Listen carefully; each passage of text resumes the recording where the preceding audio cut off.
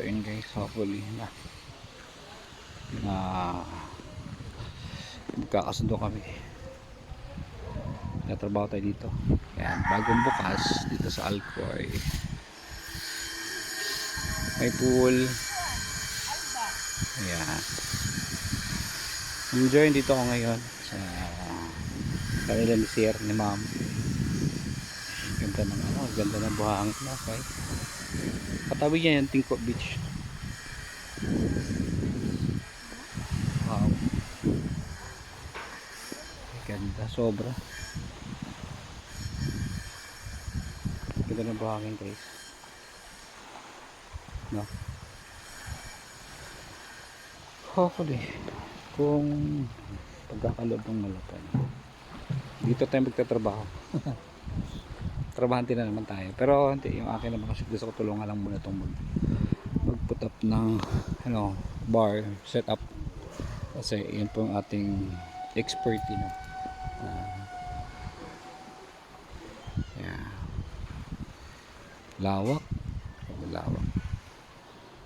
room dyan, ganda na paggawa.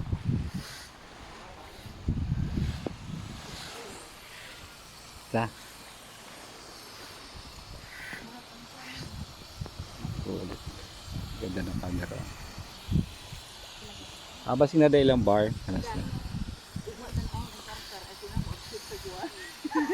Kisa ingon? Mo ba? Sige. Absent to eh. Ani?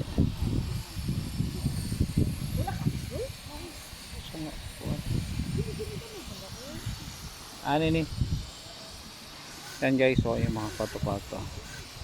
And hopefully ito yung aking bagong trabaho rito, gardener. Lifeguard. Depende po kung ano kaloob ng Malapay noon. So saan tayo dadalhin in ating susunod, sa aking mga careers, huwag mawalan na pag-asa. Kung yung dashboard inamumula, ang dami hong pag-asa binigyan ng Malapay.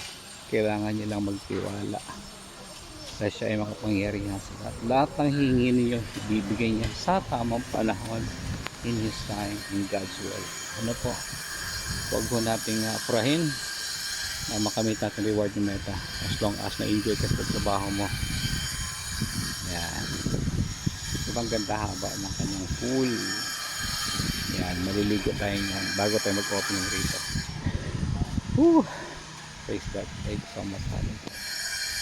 Wala ka talagang katulad, Lord. Diba?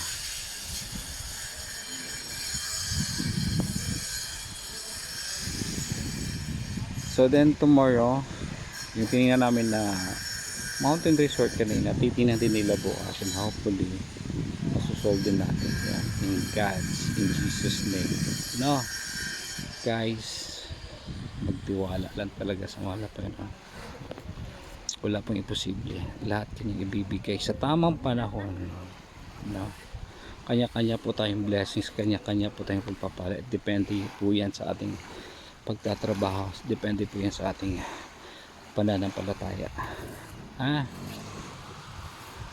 Lalo na sa pagre-reels, pag po tayong mawala na pag-asa sa namumula, madali lang po yan. Po, dito maganda talaga yung tubig nila dito sa Alcoy, malamig. At kapag mag high tide talagang aabot ata dito yung dagat, napakataas, tsaka dyan sa una nakita nyo fish sanctuary yan dyan, yan may nakatayo na kawayan.